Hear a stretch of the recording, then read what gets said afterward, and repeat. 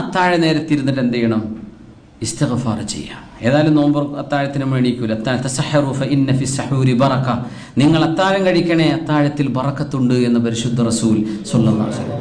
ഞാൻ 2 മണിക്കല്ലേ കിടക്കണത്, ഇനിയിപ്പോൾ അത്താഴം കഴിക്കാൻ പറ്റുമോ? ഒരു വെള്ളമെങ്കിലും കുടിക്കുക, ഒരു ഈത്തപ്പഴമെങ്കിലും, ഒരു ഹാഫെങ്കിലും കഴിക്കുക ഈത്തപ്പഴത്തിന്. എന്തിന്? ലിസ്സുന്ന. അതാ ബാങ്ക് വിളിക്കുന്നതിൻ്റെ തൊട്ട് മുമ്പുള്ള സമയമാണ്. ബാങ്ക് കൊടുക്കാനായിട്ട് കാത്തിരിക്കേണ്ട ഒരു 10 മിനിറ്റുമെങ്കിലും നിർത്തണം എന്നാണ്. വായ ശുദ്ധിയാക്കണം, ബ്രഷ് ചെയ്യണം, അങ്ങനെ വല്ല മാംസമോ എന്തെങ്കിലും ഉണ്ട്, പല്ല് കുത്തേണ്ടവർക്ക് പല്ല് കുത്താൻ സമയം വേണം. ആ ഒരു ബാങ്ക് വിളിക്ക് മുമ്പ് മുസല്ല വിരിച്ച് ഖിബിലയിലേക്ക് തിരിഞ്ഞ് ഉളുവോടുകൂടെ അസ്തഗ്ഫിറുല്ലാഹ് റബ്ബേ, എനിക്ക് മാപ്പ് തരണേ റബ്ബേ, ഇതൊരവസരമാണ്. ആ അത്താഴ നേരത്തെ എന്ത് ചെയ്യുക? അത്താഴം ഭക്ഷണം കഴിക്കുക, കുറച്ച് സമയം അവിടെ ഇരുന്ന് അസ്തഗ്ഫിറുല്ലാഹ് പറയണം. അസ്തഗ്ഫിറുല്ലാഹ് വൽ മുസ്തഗ്ഫിരീന ബിൽ അസ്ഹാർ. 2 അള്ളാഹുവിനെ കുറിച്ച് ഓർത്തിരിക്കുക.